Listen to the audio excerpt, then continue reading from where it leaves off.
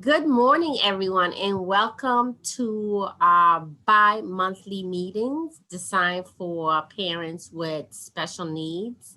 Today, we have Hiram here, and he is going to pour some wisdom into our consciousness. But before he comes on, I want to talk to you about NECAP Foundation of Excellence.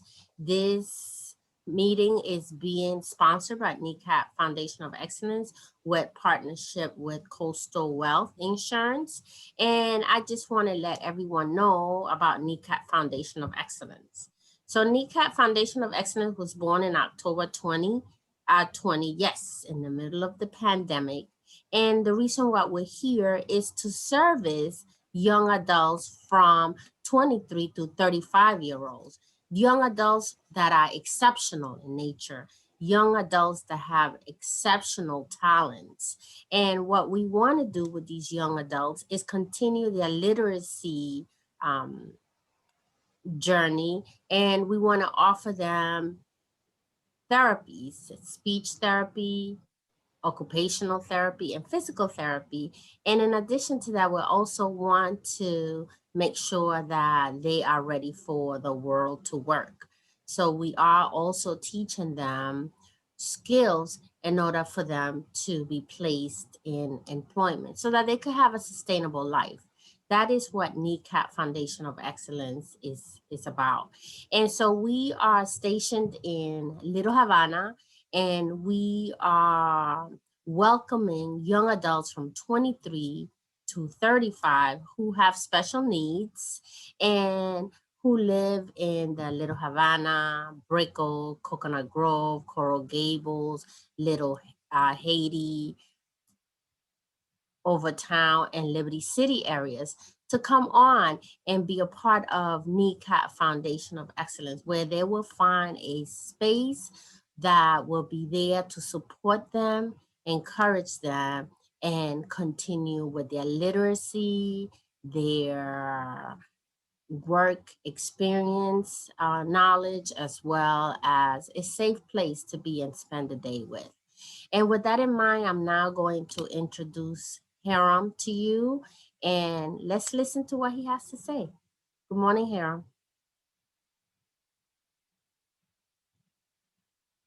Well, you're muted. Oh, there we go. There you go. Restart or rewind. Thank you so much for the opportunity to be here and speak to your families about this important topic and any of the topics that relate to our families and planning and sharing is important. If you can give me the opportunity to share my screen, I'll go ahead and show my presentation whenever you have a chance. I am working on it.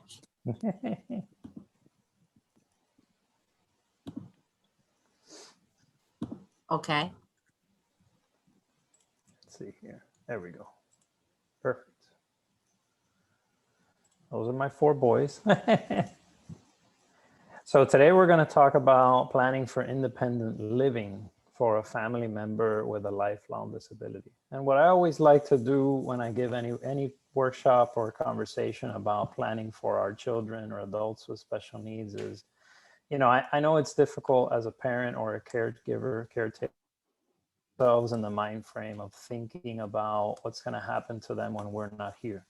But that's really what planning is about. We plan for 2 reasons. We plan for the good, meaning I'm going to work and save and do what I want and need to do to achieve certain personal and financial goals. And so we set ourselves on that path and on that course to achieve those goals by working towards them. But we also plan for the unknown and the unexpected. And sometimes we're unable to reach our goals. Life just leads us in a different direction. And unfortunately, sometimes we're not here to see those goals to the end. And it's really important that we plan for the unknown, especially when we have a child or adult with special needs. So Natalie, who couldn't be here today, my colleague, and I have specialized in working with families like yours and like ours that have children and adults with special needs. I, in particular, have 4 boys. I have family members with different disabilities, and Natalie is an adult with cerebral palsy.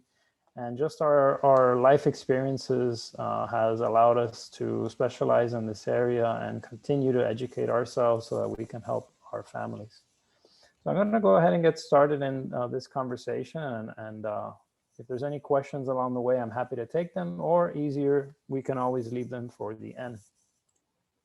So this topic, again, is about thinking about what it would look like to plan and think about the future for independent living for our special needs dependent.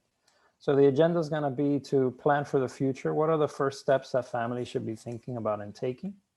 We're going to talk about some of the federal laws and benefits that are available, not just government benefits income, but also state and housing programs that we may or may not be familiar with. We're going to talk about some of the financial planning areas that we should be thinking about, and person-centered planning, which is very important to try to involve our individual with special needs, or think with them in mind more so than anything else in this process. We'll talk a little bit about federal housing programs and just housing in general, and what are the different options that are available this day and age. And then we'll try to close out with some strategies and some ideas. So what exactly is lifelong planning? Well, you know, I always like to say that thinking about living independently, or thinking about how our dependent will live in the future, is probably the number 2 concern of all of our families. The number 1 concern is, how can I obtain government benefits for them, and how can I keep them and protect them? But closely after that comes, well, once I have these benefits, where are they going to live if I'm not here? Can they live independently? So we'll talk about what are some private resources that we need to think about. How can we come up with funding for this? Because there may not be government programs to assist us, or we may not want to rely on those programs. What are some alternatives to the traditional provider-based group homes that we may have experienced or heard about in the past? And some of the changes that have gone on in allowing individuals to live more independently. The importance of planning now, it's so critical to start understanding that this group especially is talking about adults with special needs and continuing their journey and their educational experience and their literacy, as NECAT Foundation of Excellence is established to do. And also starting to continue the journey of thinking about, you know, where will they live and how can we track towards more independence if that's possible. And then creating a vision for their future needs.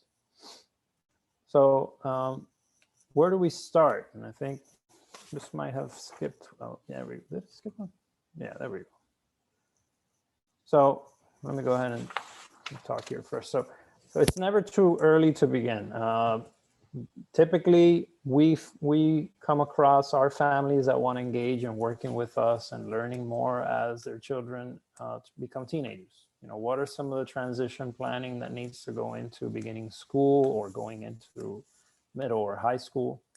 Once in high school, families have a little bit of a clearer picture of what the track their child is going to follow into adulthood, whether they will be independent, whether they can go to a vocational or technical schooling, or they will go into a university, college setting, or what their work dynamic will be. I think as a parent, we all want our children to potentially be members of society and earn a living. It may not always be appropriate or necessary for them to earn an income. In fact, it may be better in certain situations that you know, they work in nonprofit settings or otherwise. But you know, obviously, as a parent, we want them to be as engaged and a member of society as possible.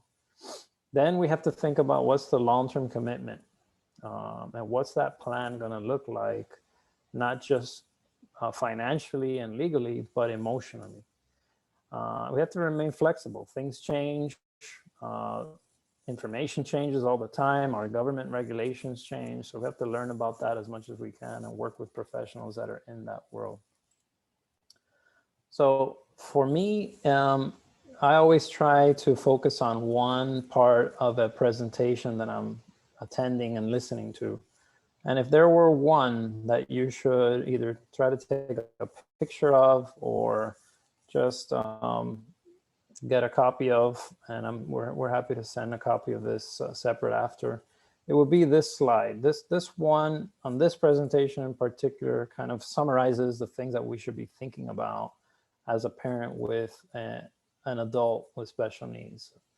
So become familiar with public, private, local, state, and federal programs and agencies that offer supports and services. We're going to talk about some of those today. Determine the preferences of your loved one with special needs, their caregivers, potential successor caregivers, and the entire family. This is one of the most difficult areas for our families to spend some time on. We are happy to engage when our families are working with us and engage with us in a formal planning setting.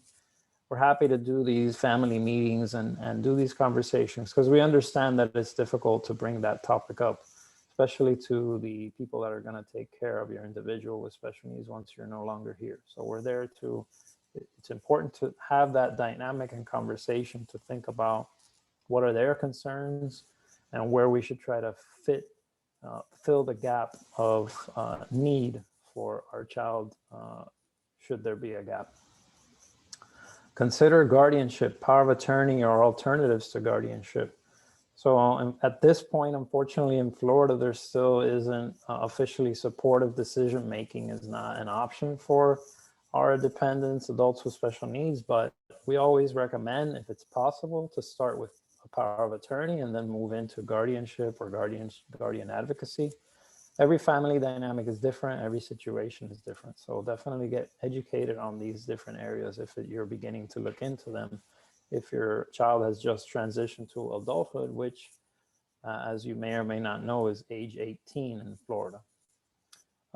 Calculate the resources needed to supplement care and support services available from the government. So we can't, number one, we can't just depend on government benefits. We have to supplement them. The best way to supplement them usually is by funding a special needs trust, which we'll talk about a little bit today. And also, how do you do that? Typically, the best way to do that is by purchasing some form of life insurance. Meet with a financial professional experienced in helping families with special needs. Meet with an attorney knowledgeable about special needs law, including issues that are common, special needs trusts, eligibility for benefits. You know, we help families obtain benefits, improve their benefits. So it's important to understand what benefits are out there, but also try to maximize what you can obtain. We'll talk again a little bit about that. Explore the housing and residential options. Now, this is kind of a touchy subject, and I understand most of us as a parent will say when asked, where will your child live? If, you know, in their adulthood, et cetera. And almost 99% of the time, the answer is, well, they're going to live with me. And then our response to that question is always the same. And it's, well, what happens when you're not here anymore? Can they live where you live now? Can they live independently? What would you want for them? And, or what would they want for themselves? So tough questions. We're going to try to answer some of those today. And preserve the information you've gathered so that that information can be shared with the future caregiver. And that is usually done best in a letter of intent. For those of you that might have heard one of our conversations in the past, letter of intent is a document where you write everything down. It's like your love letter to your child or their caregiver coming in the future of what their life is like. And we help our families do that when we work with them. So that's why I like this slide. And I usually try to find one like this whenever we give a presentation, because it's important for you to kind of center yourself and what this conversation is going to be like. So let's start learning a little bit about government benefits for those of you that may not be familiar with certain aspects. So with government benefits, there are needs-based benefits, and then there are entitlement benefits. Needs-based benefits are based on need, meaning there is a financial method of qualifying for them. The one that we talk about the most when it comes to income is supplemental security income. Supplemental security income is a non-medical federal income supplement program funded by general tax revenues, not Social Security taxes. And we'll explain why that's important, that it's not Social Security taxes, how and where those monies come from, to help explain some situations that you and your families may face or may have faced. It's designed to help the aged 65 plus, the blind, and people with disabilities who have little or no income. It is considered for individuals that have a disability that's expected to last more than 12 months or result in death. It provides monies, and in the state of Florida and nationally at this point, on average,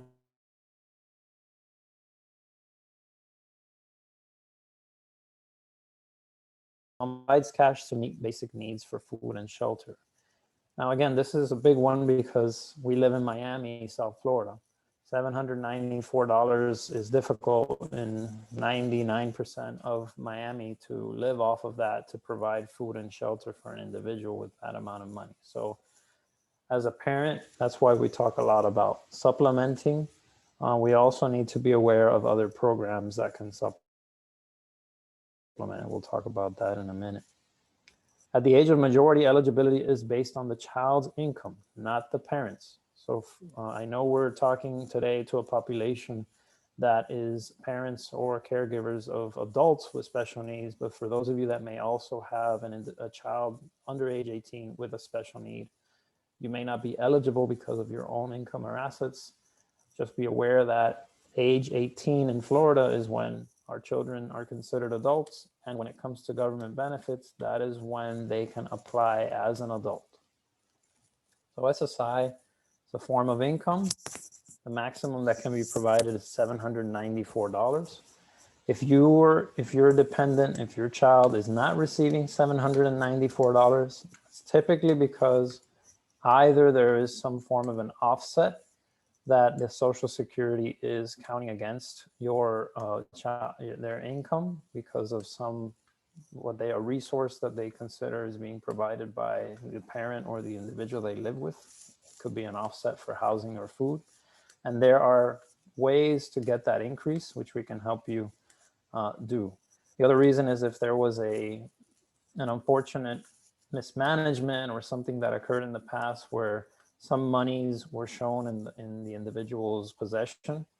And again, they can only have $2,000 to their name, unfortunately. So if there was ever an amount more than that, then there's typically an offset for that, and the income is reduced.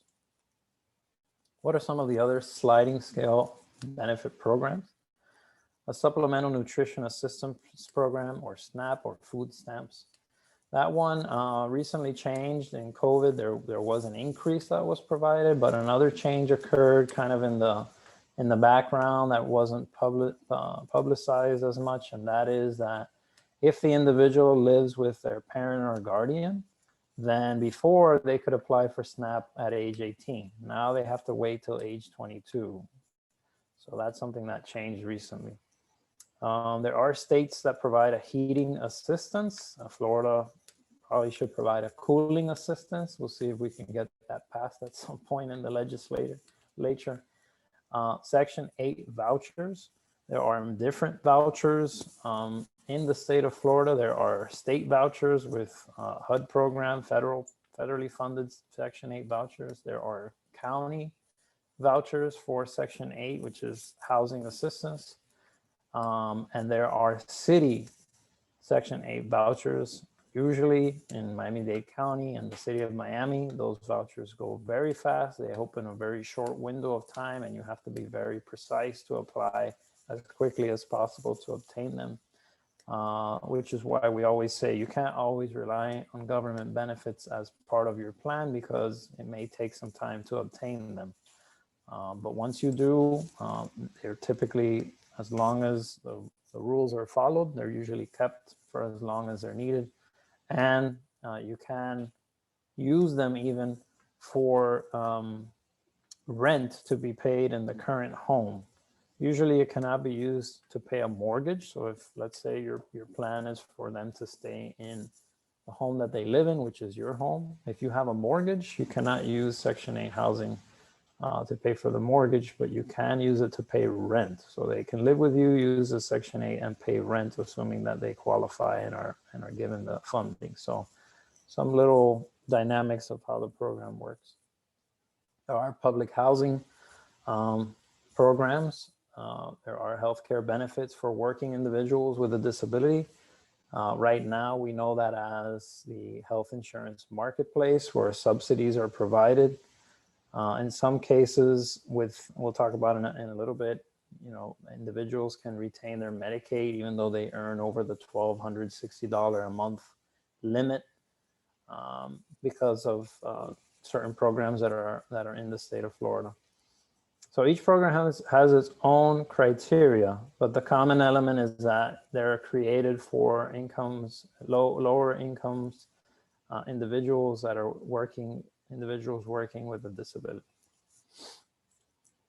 Now, there are other programs, Social Security income for those individuals that are able to work and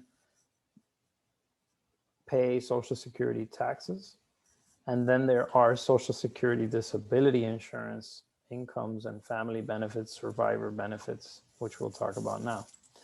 And this is important because a lot of times we get asked, well, why is it that Social Security cares about whether I'm retired or disabled, or what's going on with my situation as a parent? If my child already qualifies for SSI, when they turned 18, they're getting the income. Why do they care about when I retire or whether I'm disabled or not?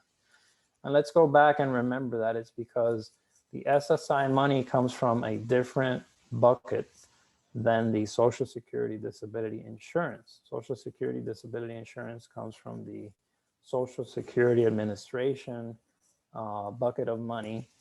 And so the Social Security Administration would rather the funds for a disabled individual come from there than from their SSI, because it's the SSI bucket of money is dependent on federal funding. It has nothing to do with Social Security taxes paid. So if federal funding is diminished, then that affects SSI and so on and so forth. So understanding how SSD could impact your planning in the future, both for your child or adult's income, is very important, and how it may increase or affect their benefits. So we'll talk about that.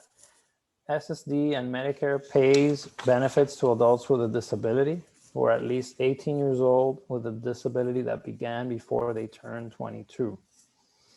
So SSDI is considered a child's benefit because it's paid on a parent's Social Security earnings record.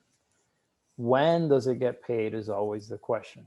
If you are retired from Social Security, either early at age 62 or at your full retirement age, which is somewhere between age 66 and 67, Social Security will look at your record and say, can we apply some of the income that your son or daughter is receiving from SSI? Can we apply that instead from claiming on your Social Security record?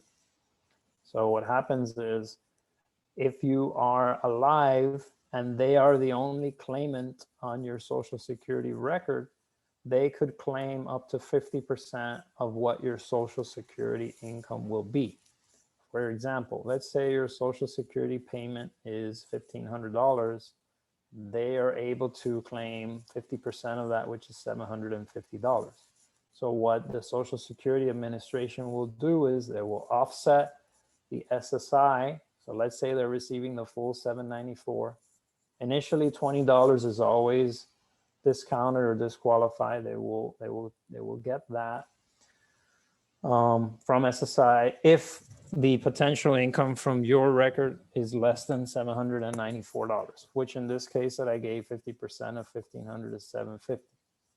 So most of their income will come from your record, about $730. And then the extra $64 to $84 will come from their SSI. Now, let's say your Social Security income were $2,000 and they have the right to claim on your record because, again, they are at least 18 years old with a disability that began before they turned age 22. Now they have the ability to claim on your record and get $1,000 in income. That would do away or take away their SSI. Now, usually I like to ask the question in a group setting and say, why is losing your SSI so important? And some families will have the answer. I'll go ahead and answer my own question. And that is, we all try to have SSI, at least $1 of SSI, because Medicaid automatically comes attached to SSI. If your child, once you retire or become disabled yourself, can claim on your record and receive more income from your SSD, Social Security Disability or adult benefit on your record, more than this SSI amount, they will lose SSI and therefore lose Medicaid. Now, I'm not trying to scare anyone. That doesn't mean that they will permanently lose Medicaid. It just means you have to go back and prove that they're a disabled individual which needs medical services and therefore needs to retain their Medicaid. But why is Medicaid so important? Well, because Medicaid automatically opens the door to getting Medicaid waiver programs. And most of the programs that we have talked about and will talk about or you have heard about are all attached to Medicaid. All Medicaid waiver programs are provided to individuals that have Medicaid. If they don't have Medicaid, they don't qualify for a waiver program. So having Medicaid is crucially important if we are trying to plan for our individuals to have some form of Medicaid waiver programs. Now, what are some of those Medicaid waiver programs? We have home and community-based services, probably the most important one. This is where our individual will get support and services to live in the community. A great resource for you to educate yourself about Medicaid waiver programs is hcbsadvocacy.org. You can also go to APD, the Agency of Persons with Disabilities in the state of Florida, apd.myflorida.com. Two great resources for you to learn a little bit better, not just how to qualify for waiver programs, but why they're so critically important. As you may know, there are long waiting lists for HSBC programs in the state of Florida. This presentation says to apply as early as age 18. That's because typically age 18 to 21 is when we can get on the higher level for the waiver programs. We recommend you apply as soon as there is a diagnosis. Now, again, I know we're talking to families that have dependents with adults with disabilities, but when we talk to families that have children with disabilities, we say the same thing. When you get on the list, the sooner you get on the list, the more you present to them the need, the more likely that you will move on their priority scale. And they have 7 levels of priority. I almost feel sometimes that they modeled it after Dante's Inferno, but hopefully that's not what they're doing. But there are 7 levels, and priority level number 1 is the most critical, where they will be giving you waiver programs. So you want to apply as early as possible to get on the waiting list and prove a need.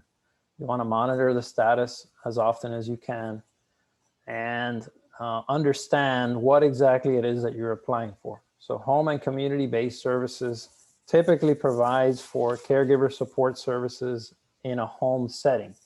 And this is one of the most important programs that allow our individuals to live more independently in the community instead of having to opt for group housing. So very important, this waiver program, probably the most important program that exists, at least in the state of Florida, next to, in certain situations, vouchers and housing assistance programs. So those are some of the government benefits. Now, how do we plan for the future finances of our dependent with special needs? Well, what are some of the things we need to think about? And what are some of the accounts and structures that we need to create? Well, as you may know, I don't know why this skips. Oh. As you may know, let me just briefly talk about it.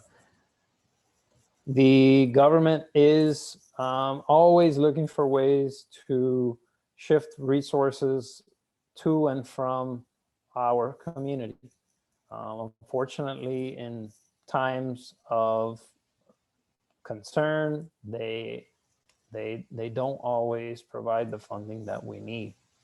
Two great resources that you should follow if you're unaware of them to learn more about issues that affect our special needs community come from NAELA, the NAELA Consumer Library, the National Academy of Elder Law Attorneys, NAELA, provides great resources on things that are affecting the community in their consumer library. If you go down the rabbit hole with some of their information for attorneys, it gets very technical. So I would direct you to the consumer library, which is meant for more for us to read things in layman's terms. Another resource that is great is the Academy of Special Needs Planners, ASNP. The website is specialneedsanswers.com. You'll also find great resources there and information, just so you can learn about what may be affecting government benefits. Because again, we're talking about how do we provide resources for our our individuals to live independently, and those resources are financial. So going back to government benefits and keeping them, remember, our family's top two concerns are how do we get government benefits and how do we keep them? How do we protect them? And where are they going to live? So to keep government benefits, once you have them, you have to understand that your dependent with special needs cannot have assets. They cannot have assets worth more than $2,000. That's roughly the magic number for a single individual with special needs. Cannot have assets worth more than $2,000 if you're trying to get them government benefits. What are some of the things they can have? Well, they can have a primary home where they live as their homestead. In Florida right now, that can be worth up to $580,000. They can have a vehicle in their name that is intended for their use to transport them, to take them places. So some of our individuals have a physical disability and they need specialized vehicles for transportation. You can have that as well. They can have a prepaid burial plot, and they can have a small amount of life insurance cash value, less than $10,000. Unfortunately, that's it though. So as a parent, as a caregiver planning for their future financial needs, we need to provide resources, but how can we do that? And for those of you that have gone to conversations about special needs trusts, you'll know that creating a special needs trust is very important. Now, there's two types of special needs trusts. There is a special needs trust that can be created by the disabled individual.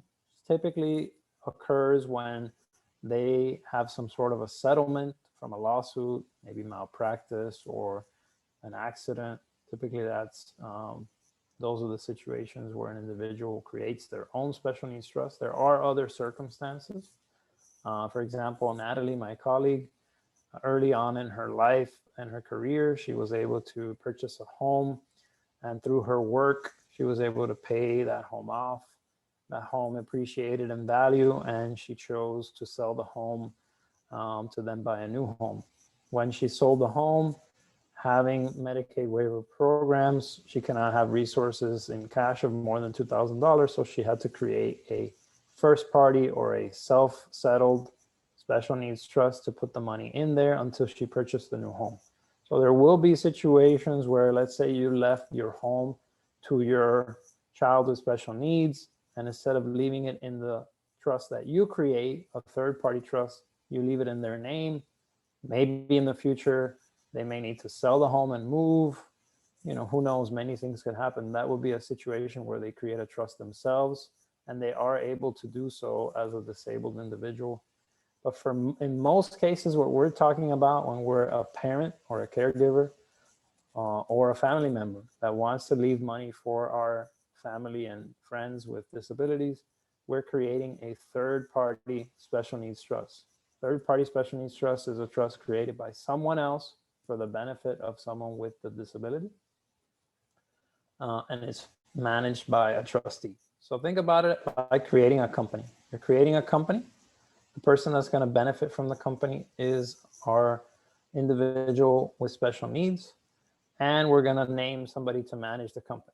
Maybe at first you will manage the company because you're still alive, but once you decease, you need to leave a successor manager or a successor trustee, as it's called, that will manage the trust. It's very important that you're educated on how the trust works, and you educate the people that are going to manage it for you. And again, that's why working with an experienced attorney, experienced financial planners to help you not just create the trust, but fund it, manage it, understand it is very, very, very important in the planning process, especially when we're talking about using the money for independence.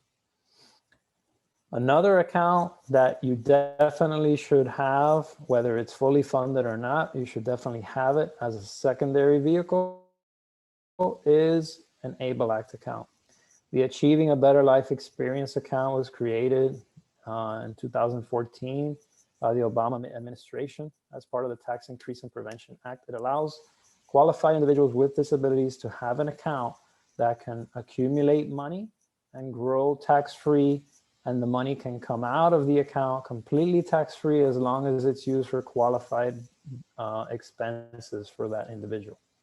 There are some limitations. You can only have one account per person ever, no matter who funds the account. There can only be one. So if mom, dad, grandma, grandpa, auntie, uncle, brother, sister want to put money in the account for them, they can only have one account. They can manage their own money if they're unable to, and they don't have the capacity to manage their own finances, then you would name a custodian and a successor custodian. The maximum amount you could put in per year right now is $15,000. Critically important, since we're planning usually to get SSI or government benefits, somebody that's receiving SSI cannot have more than $100,000 in the account. Now, let's say the account goes over $100,000. What happens is their SSI is suspended until it comes back down below $100,000, but it does not affect Medicaid. Another thing that's important with an ABLE account, in a difference with special needs trust, because we get asked this often, is should I have a ABLE account instead of a special needs trust? I hear that creating a special needs trust is expensive.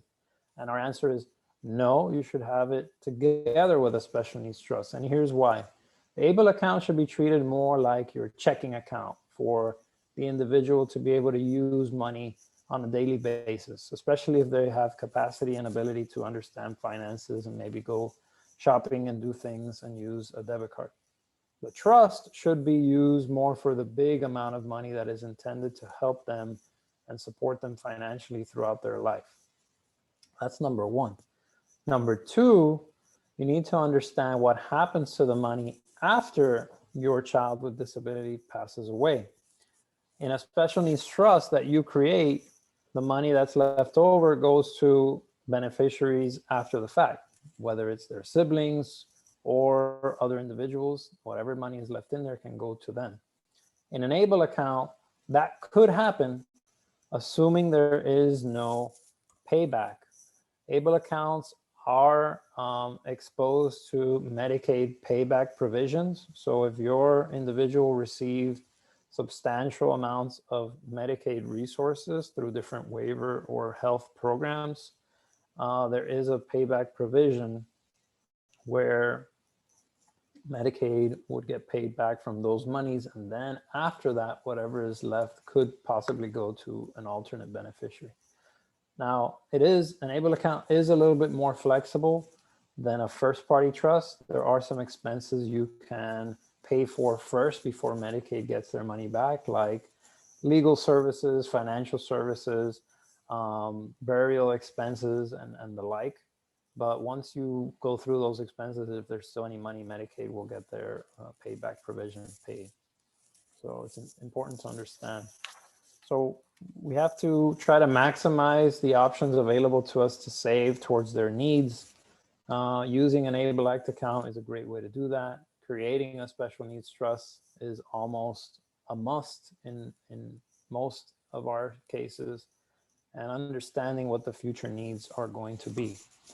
So how do we know what those future needs are? That's where we need to consider person-centered planning. And I completely understand if you're looking at these list of questions and saying, I can't answer that right now. I don't know. And that's okay. That's what planning is about. It's to start asking the tough questions and to start thinking about them and planning for them. So some of those tough questions are, where are they going to live? Can they live alone or with others? Are they going to live close to family, or are they going to live with family? How much financial support is needed, or how much personal support is needed? Do they need prompting to go to the restroom, to take a bath, to brush their teeth, to eat? Can they cook their own food? What type of transportation are they going to need on a daily or weekly basis? How often do they go to work, to a nonprofit, to community center, to church, to see friends? That all requires transportation. If they cannot take public transportation, if they cannot transport themselves, then what type of transportation will there be? Who's going to pay for that? Where are the caregivers and siblings going to live? Where are they going to retire if they're close to retirement age? Will your dependent have to go with them? Should they go with them? What type of work are they going to do? Are they going to volunteer? Can they have leisure activities available in your area? Are there other families that you can partner with when you start planning? What's the time schedule for planning all of these things? And, can we include them? Are they aware of what you're doing so that you can have them in the conversations and plan with them? So I'm going to talk briefly about the kind of range of living options, and I'm going to close with that. So a lot of times we get asked, well, what are all the different types of residential living options that are available, and what should we start thinking about? Well, let's just kind of break them down and think about what might be appropriate. There's complete independent living, meaning they're going to live in a home, townhouse, or apartment on their own completely. Is that possible? Or do they need supportive living situation where they can live independently, but there needs to be a caretaker or caregiver that will come on a daily basis just to ensure that they're eating, they're taking their medications, or maybe they're cooking for them. Is that going to be a sibling or a friend, or is that going to be through a government benefits like home-based community services waiver program? And that's what intermittent support for home is. Is it better for them to live in a shared living arrangement in an adult living facility where they need 24/7 supervision? Therefore, you need to consider applying for waiver funds. And they live in a rented apartment or home that's controlled by the trust. And can they live with others? That's an option as well. How about living alone with one or two roommates, whether the home is owned by the individual or they rent? That could be another option. A group residence is usually where families kind of look first, just to see how that works. Group homes usually have 4 to 8 individuals living there, and they have 24/7 staffing which is typically Medicaid funding, meaning your individual has qualified for a waiver program that will pay for those services, or the monies that they receive will be applied towards paying for the services. There are group residences that are private pay. So there may be certain situations where you want to go for a condo style arrangement where they have a little bit more independence. Maybe you don't have 24/7 staffing, and it's kind of a situation where it's a group home, but at the same time it's an independent living. There are private congregate care service. So these are what we used to be familiar with in our traditional group or nursing home settings, where they're private. They're typically the most expensive. And that's what home-based community care services was created, was to try to avoid those types of nursing home settings for individuals with disabilities, to try to get them more engaged in the community. The other reason too is because we have a lot of individuals turning 65 on a daily basis. 10,000 people turn 65. Our baby boomer generation is getting older, and they're needing nursing home services. So a lot of the resources are going towards that. So that talks about housing. There are federal and state housing programs. The FDIC has a list of foreclosed properties that are for sale. There are special mortgage programs to try to purchase housing. So a lot of this is really important to consider once you've decided, what the future could really look like for them and what is best. A lot of families say, if I could have them live in our home, which we own and purchased, I'd rather them do that. But if we still have a mortgage on the home, how can that mortgage be paid? Will the mortgage get called if you pass away and the mortgage company sees that now it's owned by a disabled individual with government income resources only? So all of these things need to be considered when we start thinking about where they're going to live.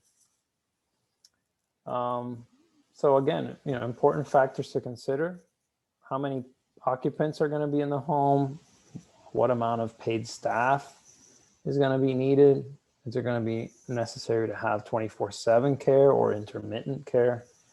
Is there going to be an investor? Are you going to buy some sort of a home, maybe with another family?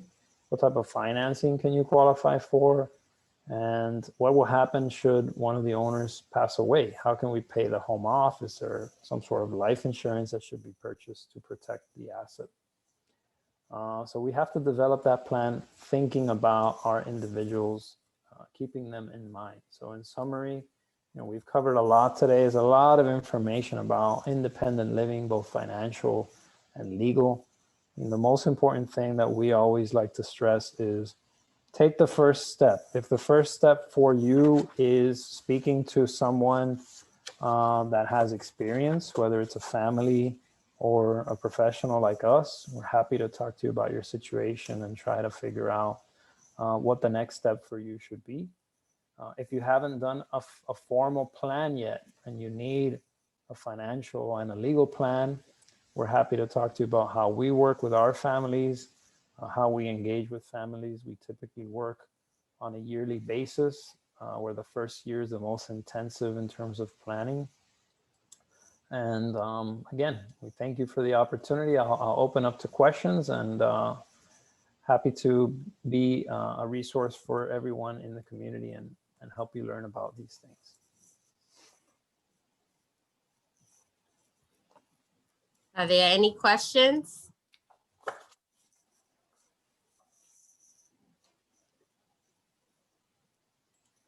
Well, Hiram, I want to thank you, and I want to say your phone number a couple of times. We are recording. Your phone number is 786-525-4272. That's 786-525-4272. And the website is www.planningforspecialneeds.com. I want to thank you so much for your time. I want to thank you so much for your expertise. As you know, I already think that we're going to do it again in September. So let's talk about that. In the meantime, I want to thank everyone that's on the line. I am going to post this video on the Zoom call on our YouTube and our Facebook, and I am going to share it with the world for those of you that did ask for the link and for some reason you were not able to make it. And I want to end up, yes, as I started first, again, Hiram, thank you. See that? We didn't even hear your children at all. No, my grandchildren for that They're all matter. hiding around. Everything always works out. Everything always works out. That's right. So That's I right. want to thank everyone for being here and just to share a couple of items like I did earlier. NECAT is here to serve special need young adults. Our objective is to offer literacy, life skills, therapies, job training, and job placement to young adults with special needs between 23 and 35-year-olds. We are a safe haven for young adults. And the reason why I love Coastal Wealth so much is because that's their expertise. And there's nothing better than to learn from the individuals that are expert in our field. I also want to share with you that NECAT Foundation of Excellence is a Medicaid waiver. So we are offering our therapies, and we have therapies for speech, occupational therapy, and also physical therapy. So if you have a Medicaid waiver, we are the place where you should be in. And if you want more information about NECAT or you want to contact us, we are at NIECATNFE.org. Again, that's NIECATNFE.org. And if, again, you want to talk to Hiram, he's at 786-525-4272. I want to thank everyone that's on the line. Stay safe, get vaccinated, wear your mask, and believe it or not, if you never heard this before, God is the answer. Thank you, everyone, and have a good day. Bye. Bye.